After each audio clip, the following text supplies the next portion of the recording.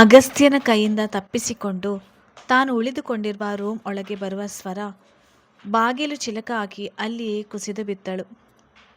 ಎಷ್ಟು ಕೋಪ ನಿಮಗೆ ನನ್ನ ಮೇಲೆ? ನನ್ನನ್ನು ಸಾಯಿಸುವಷ್ಟು ಕೋಪವಿದೆಯಾ ನಿಮಗೆ? ನಾನೇನು ತಪ್ಪು ಮಾಡಿಲ್ಲ ಸರ್.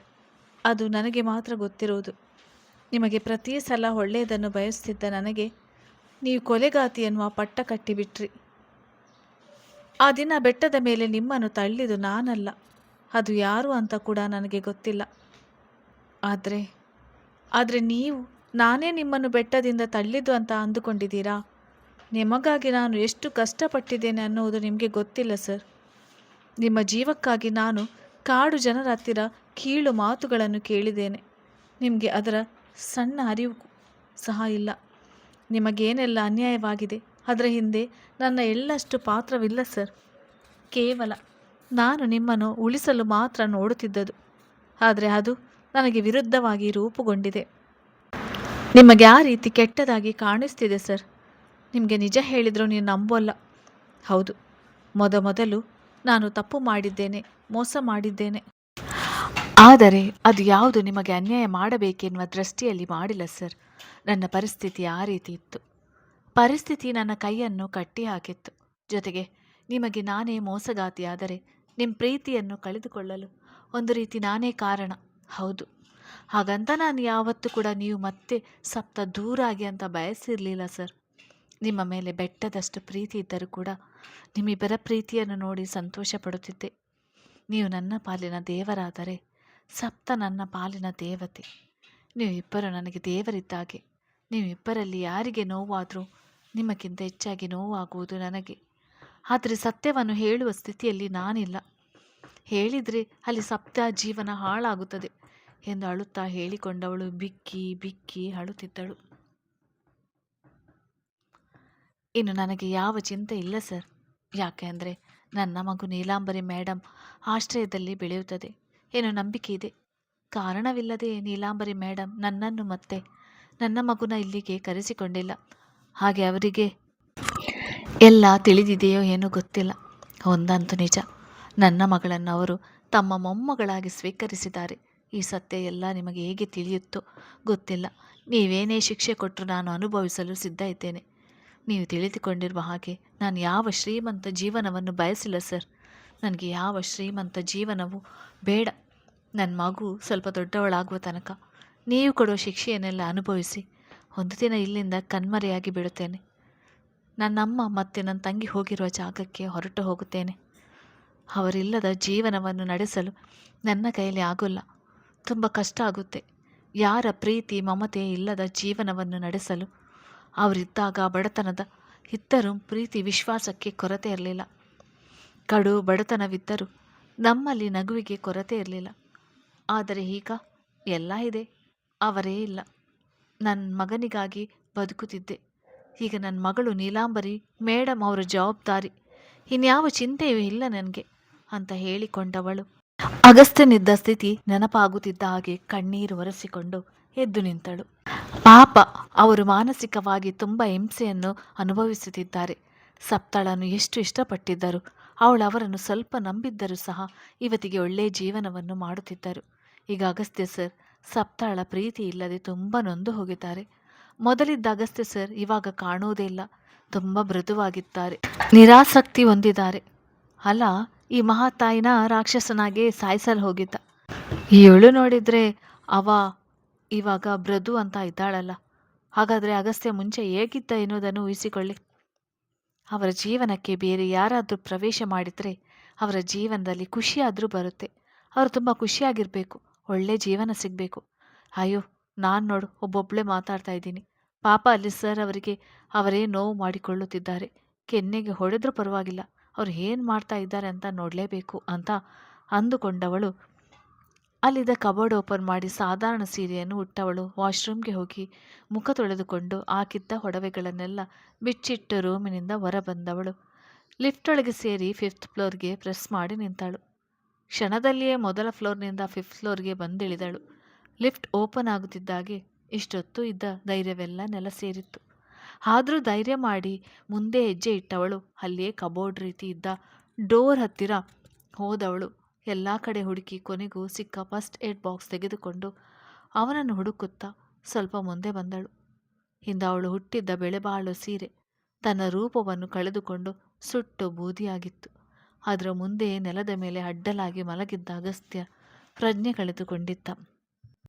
ಅತಿಯಾಗಿ ಮೆದುಳಿಗೆ ಹಿಂಸೆ ಕೊಟ್ಟರೆ ಪ್ರಜ್ಞೆ ತಪ್ಪುತ್ತಿದ್ದ. ಅದೇ ರೀತಿ ಇಂದು ಸಹ ಆಗಿತ್ತು. ಆತಂಕದಿಂದ ಅವನತ್ತಿರ ಓಡಿ ಬರುವ ಸ್ವರ ಅಲ್ಲಿ ನೆಲದ ಮೇಲೆ ನೀರಿನಂತೆ ಹರಿಯುತ್ತಿದ್ದ ರಕ್ತದ ಮೇಲೆ ಕಾಲಿಟ್ಟು ಜಾರಿ ಅವನ ಎದೆಯ ಮೇಲೆ ಬಿದ್ದಳು. ಇವರ ಮುಂದೆ ಬರೀ ಬೀಳುವುದೇ ಆಗುತ್ತೆ. ಅಯ್ಯೋ ದೇವ್ರೆ, ಇಷ್ಟೊಂದು ರಕ್ತ ಹರಿಯುತ್ತಿದ್ದರೂ ಹೇಗೆ ಮಲಗಿದ್ದಾರೆ? ಪ್ರಜ್ಞೆ ಏನಾದರೂ ಹೋಗಿದೆಯಾ? ಅಯ್ಯೋ, ಯಾರಿಗೆ ಕಾಲ್ ಮಾಡಲಿ? ನಾನು ವಾಸುಕಿ ಅವರ ನಂಬರ್ ಸಹ ನನ್ನ ಹತ್ತಿರ ಇಲ್ಲ ಅಂತ ಗಾಬರಿಯಲ್ಲಿ ಹೇಳಿಕೊಂಡವಳು ಅವ ಗಾಜಿಗೆ ಹೊಡೆದಿದ್ದ ಕೈಯನ್ನು ನೋಡಿ ಅಳುತ್ತಲೇ ತನಗೆ ಗೊತ್ತಿರುವಷ್ಟು ಬ್ಯಾಂಡೇಜ್ ಮಾಡಿ ಅವನ ಮುಖದ ಮೇಲೆ ಸ್ವಲ್ಪ ನೀರು ಚಿಮುಕಿಸಿದಳು. ಅವ ಎಚ್ಚರವಾಗುವ ಮೊದಲೇ ಅಲ್ಲಿಂದ ಓಡಿ ಹೋಗಿದ್ದಳು. ಕುಮಾರ್, ಅಗಸ್ತ್ಯ ಎಲ್ಲಿ? ರೂಮಿನಲ್ಲಿಲ್ಲ. ಈ ಫೈಲ್ಗೆ ಅವನ ಸೈನ್ ಬೇಕಾಗಿತ್ತು ಅಂತ ಅಗಸ್ತ್ಯ ರೂಮಿನಿಂದ ಆಚೆ ಬರುವ ವಾಸುಕಿ ಅಗಸ್ತ್ಯನ ಪರ್ಸನಲ್ ಕುಕ್ನ ಕಂಡು ಕೇಳುವನು. ಗೊತ್ತಿಲ್ಲ ಸರ್, ಮನೆಯಿಂದ ಅಂತೂ ಹೊರಗೆ ಹೋಗಿಲ್ಲ. ಇಲ್ಲೇ ಜಿಮ್ ಏರಿಯಾದಲ್ಲಿ ಎಲ್ಲೋ ಇರಬೇಕು, ಟೆರೆಸ್ ಮೇಲೆ ಇರಬೇಕು ಅನ್ಸುತ್ತೆ, ನೋಡಿಕೊಂಡು ಬರಲಾ ಅಂತ ಕೇಳಿದಾಗ ಬೇಡ ಎಂದು ತಲೆ ಆಡಿಸಿದ ವಾಸುಕಿ ಲಿಫ್ಟ್ ಹತ್ತಿರ ಹೋದವನು ಲಿಫ್ಟ್ ಓಪನ್ ಆಗುವುದನ್ನು ಕಾಯ್ತಾ ನಿಂತ. ಲಿಫ್ಟ್ ಓಪನ್ ಆಗುತ್ತಿದ್ದಾಗೆ ಒಳಗೆ ಬಂದವನು ಅಲ್ಲಿ ನಿಂತಿದ್ದ ಸ್ವರಳನ್ನು ನೋಡಿ ಆಶ್ಚರ್ಯಪಡುವನು. ನೀವು ಏನು ಮಾಡ್ತಾ ಇದ್ದೀರಾ ಇಲ್ಲಿ? ಎಲ್ಲೆಂದರಲ್ಲಿ ಓಡಾಡಬೇಡಿ, ರೂಮಿನಲ್ಲಿಯೇ ಇರಿ. ಅಗಸ್ತ್ಯ ನಿಮ್ಮನ್ನು ನೋಡಿದರೆ ಭ್ರಗವಾಗುತ್ತಾನೆ ಅನ್ನುವುದು ಗೊತ್ತಿಲ್ವಾ ಅಂತ ಗಂಭೀರವಾಗಿ ಹೇಳುವನು. ಕ್ಷಮಿಸಿ, ಅದು ನಾನು ಅಂತ ಹೇಳಲು ಬಂದವಳು ಲಿಫ್ಟ್ ಬಾಗಿಲು ಓಪನ್ ಆಗುತ್ತಿದ್ದಾಗೆ ಫಸ್ಟ್ ಏಡ್ ಬಾಕ್ಸ್ ಹಿಡಿದುಕೊಂಡೇ ತಾನು ಉಳಿದುಕೊಂಡಿರುವ ರೂಮ್ ಹತ್ತ ಹೋಗುವಳು. ಮೊದಲ ಫ್ಲೋರಿಗೆ ಲಿಫ್ಟ್ ಬಂದಿದ್ದರಿಂದ ಮತ್ತೆ ಜಿಮ್ ಏರಿಯಾ ಇರುವ 5th ಫ್ಲೋರ್ಗೆ ಹಾಕಿದ ವಾಸುಕಿ ಸ್ವರ ಕೈಯಲ್ಲಿದ್ದ ಬಾಕ್ಸ್ ನೆನಪಿಸಿಕೊಂಡು ಗೊಂದಲದಲ್ಲಿ ನಿಂತುಕೊಂಡ. ಈ ಹುಡುಗಿ ಫಸ್ಟ್ ಏಡ್ ಬಾಕ್ಸ್ ಇಟ್ಕೊಂಡು ಎಲ್ಲಿ ಹೋಗಿತ್ತು? ಅಗಸ್ತ್ಯ ಏನಾದರೂ ಈಕೆ ನೋಡಿದರೆ ಭ್ರಗವಾಗಿ ಬಿಡುತ್ತಾನೆ. ಅವ ಆ ರೀತಿ ವರ್ತಿಸುವುದನ್ನು ನೋಡಿದರೆ ನೀಲಾಂಬರಿ ಮೇಡಮ್ ಗಾಬರಿ ಆಗ್ತಾರೆ ಅಷ್ಟೇ. ಆದಷ್ಟು ಈ ಹುಡುಗಿಗೆ ಅಗಸ್ತ್ಯನಿಂದ ದೂರ ಇರಲು ಹೇಳಬೇಕು ಅಂತ ಅಂದುಕೊಂಡವನು ಲಿಫ್ಟಿಂದ ಹೊರ ಬಂದಿದ್ದ. ಅಗಸ್ತ್ಯ ಎಂದು ಕರೆಯುತ್ತಾ ಜಿಮ್ ಏರಿಯಾಕ್ಕೆ ಬಂದವನು ಅಲ್ಲಿ ನೆಲದ ಮೇಲೆ ಬಿದ್ದಿದ್ದ ಅಗಸ್ತ್ಯನ ನೋಡಿ ಆತಂಕದಲ್ಲಿ ಅವನ ಹತ್ತಿರ ಹೋದವನು ಅವನನ್ನು ಸೂಕ್ಷ್ಮವಾಗಿ ಗಮನಿಸಿದ. ಸ್ವರ ಕೈಯಲ್ಲಿದ್ದ ಫಸ್ಟ್ ಏಡ್ ಬ್ಯಾಗ್ಸ್, ಅವಳ ಹತ್ತು ಊದಿದ್ದ ಕಣ್ಣುಗಳು, ಇಲ್ಲಿ ಅಗಸ್ತ್ಯನ ಪಕ್ಕದಲ್ಲಿ ಸುಟ್ಟು ಕರಕಲಾಗಿರುವ ಸೀರೆ, ಅವನ ಕೈಯಲ್ಲಿರುವ ಬ್ಯಾಂಡೇಜ್ ಎಲ್ಲವನ್ನೇ ನೋಡಿ ಏನು ನಡೆದಿರಬಹುದು ಎಂದು ಅಂದಾಜಿಸಿದ ವಾಸುಕಿ ಹನಿ ನೀವಿಕೊಂಡವನು ಡಾಕ್ಟರ್ಗೆ ಕಾಲ್ ಮಾಡಿದ. ಹೇಳಿ ಮಿಸ್ಟರ್ ವಾಸು, ಏನು ನನಗೆ ಕಾಲ್ ಮಾಡಿಬಿಟ್ಟಿದ್ದೀರಾ? ನಿಮ್ಮ ಬಾಸ್ ಹೇಗಿದ್ದಾರೆ? ಟ್ಯಾಬ್ಲೆಟ್ಸ್ ಎಲ್ಲ ವರ್ಕ್ ಆಗ್ತಾ ಇದೆಯಾ? ಹಾಗೆ ಯೋಗಕ್ಕೆ ನಮ್ಮ ಹಾಸ್ಪಿಟಲ್ನಿಂದನೇ ಒಬ್ಬರು ಜೆಂಟ್ಸ್ ಬರ್ತಾ ಇರ್ತಾರೆ. ನಾಳೆಯಿಂದ ಇದನ್ನೆಲ್ಲ ಅಗಸ್ತ್ಯ ಅವರಿಗೆ ಇನ್ಫಾರ್ಮ್ ಮಾಡಿ ಎಂದು ಡಾಕ್ಟರ್ ಹೇಳುವರು. ಡಾಕ್ಟರ್, ಅದೆಲ್ಲ ಆಮೇಲೆ ಇರಲಿ. ಇದೆಲ್ಲದರ ಕುರಿತು ನಾನು ನಿಮಗೆ ನಂತರ ಮಾತನಾಡುತ್ತೇನೆ. ಈಗ ಅಗಸ್ತ್ಯ ಪ್ರಜ್ಞೆ ಕಳೆದುಕೊಂಡಿದ್ದಾನೆ ಎಂದು ಹೇಳಿದವನು ತಾನು ಅಂದಾಜಿಸಿದನ್ನು ಹೇಳುವನು. ಹತ್ತ ಕಡೆಯಲ್ಲಿ ಕೇಳಿಸಿಕೊಳ್ಳುತ್ತಿದ್ದ ಡಾಕ್ಟರ್ ತಮ್ಮ ಮಡದಿ ಸೀರಿಯಲ್ ಒಂದನ್ನು ಹಾಕಿದ್ದನ್ನು ನೋಡಿದ್ದವನು ಅದನ್ನು ಸೂಕ್ಷ್ಮವಾಗಿ ಗಮನಿಸಿದರು. ಏನ್ರಿ, ಹಾಸ್ಪಿಟಲಲ್ಲೂ ಕೂಡ 7-8 ಗಂಟೆ ಇರ್ತೀರಾ, ಇಲ್ಲಿ ಮನೆಗೆ ಬಂದರೂ ಪೇಷಂಟ್ಗಳ ಬಗ್ಗೆ ಮಾತನಾಡ್ತಿರಲ್ಲ. ಆಚೆ ಹೋಗಿ ಮಾತಾಡಿ. ನನ್ನ ಫೇವ್ರೆಟ್ ಸೀರಿಯಲ್ ಬರ್ತಿದೆ, ಅಲ್ಲಿ ನೋಡಿ ಅಪ್ಪ ಮಗುವಿನ ಬಾಂಧವ್ಯ ಎಷ್ಟು ಚೆನ್ನಾಗಿದೆ. ಈ ಸೀರಿಯಲ್ ಹೀರೋ ಮುಂಚೆ ತುಂಬ ಕೋಪಿಷ್ಟ ಇದ್ದ. ಮಗಳು ಹುಟ್ಟಿದ ತಕ್ಷಣ ತುಂಬ ಬದಲಾಯಿಸಿಬಿಟ್ಟಿದ್ದಾರೆ ಕ್ಯಾರೆಕ್ಟರ್ನ. ಎಲ್ಲ ಮಗಳು ಬಂದ ತಕ್ಷಣ ಅವರ ಕೋಪಾವೇಶವೆಲ್ಲ ಕಡಿಮೆ ಮಾಡಿಬಿಡುತ್ತಾರೆ ಅಲ್ವಾ ಎಂದು ಹೇಳಿದಾಗ ಹೌದೆಂದು ತಲೆ ಆಡಿಸುವ ಡಾಕ್ಟರ್ ನಕ್ಕವರು ಏನೋ ಹೊಳೆದಂತೆ ಅಲ್ಲಿಂದ ಎದ್ದು ಹೊರಗೆ ಹೋಗುವರು. ಮಿಸ್ಟರ್ ವಾಸುಕಿ, ನಾನು ಅವತ್ತು ಬಂದಿದ್ದಾಗ ನೀಲಾಂಬರಿ ಮೇಡಮ್ ಅವರ ಜೊತೆ ಮಾತನಾಡಿದ್ದೆ. ಅವರು ಹೇಳಿದ್ರು ಅಗಸ್ತ್ಯನಿಂದ ಒಂದು ಹೆಣ್ಣಿಗೆ ಅನ್ಯಾಯ ಆಗಿದೆ, ಆಕೆ ಮಗು ಕೂಡ ಎತ್ತಿದ್ದಾಳೆ ಅಂತ. ಆ ಮಗುನ ಕರೆಸ್ತೇನೆ ಅಂತ ಹೇಳಿದರು. ಅದರ ಬಗ್ಗೆ ಏನಾದರೂ ವಿಷಯ ಗೊತ್ತಾಗಿದೆಯಾ? ಆ ತಾಯಿ ಮಗುವನ್ನು ಹುಡುಕಿದ್ದೀರಾ ನೀವು ಎಂದು ಕೇಳುವರು. ಹುಡುಕಿ ಆಯಿತು, ಅವರು ಮನೆಗೆ ಬಂದು 12 ಅವರ್ಸ್ ಮೇಲೆ ಕೂಡ ಆಯಿತು, ಇಲ್ಲೇ ಇದ್ದಾರೆ. ಯಾಕೆ? ನೀವೀ ಅನಾವಶ್ಯಕ ಮಾತುಗಳನ್ನು ಬಿಟ್ಟು ಅಗಸ್ತ್ಯನ ಟ್ರೀಟ್ಮೆಂಟ್ ಬಗ್ಗೆ ಹೇಳಿ ಎಂದು ಕೋಪದಲ್ಲಿ ಕೇಳುವನು.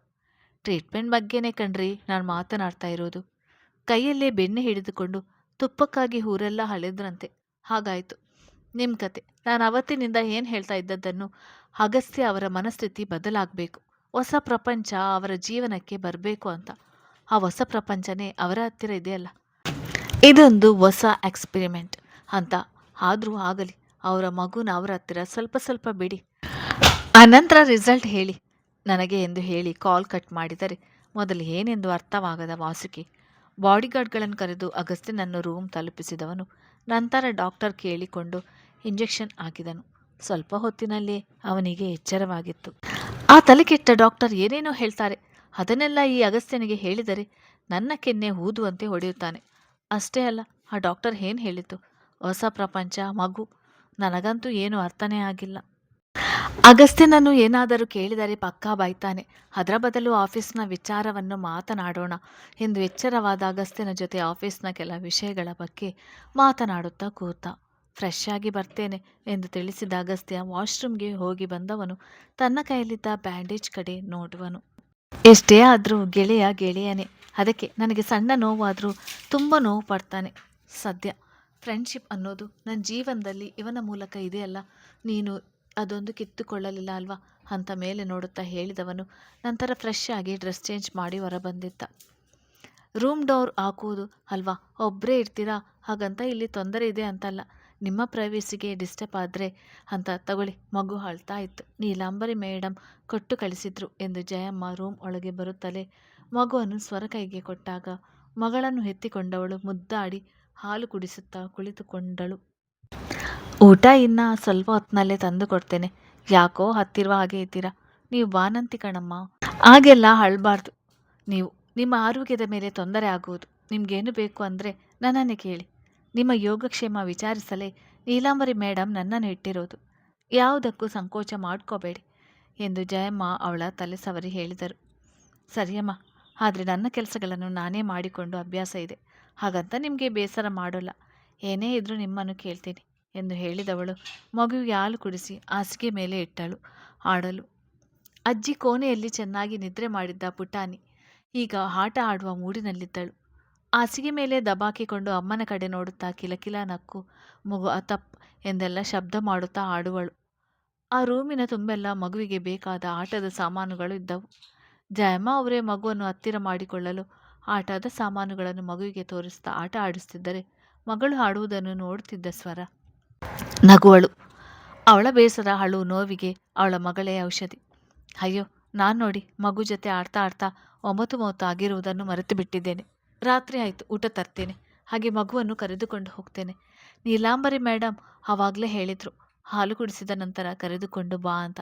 ಪಾಪ ಒಂಟಿ ಹೆಂಗಸು, ಸ್ವಲ್ಪ ಮಗುವಿನ ಜೊತೆ ಇದ್ದರೆ ಅವರು ಕೂಡ ಖುಷಿಯಾಗಿರ್ತಾರೆ ಎಂದು ತಿಳಿಸಿದಾಗ ಸ್ವರ ನಗುತ್ತಲೇ ಸರಿ ಎಂದು ತಲೆ ಆಡಿಸಿದಳು. ಮಗುವನ್ನು ಎತ್ತಿಕೊಂಡು ಕೆಳಗೆ ಬಂದಿದ್ದರು.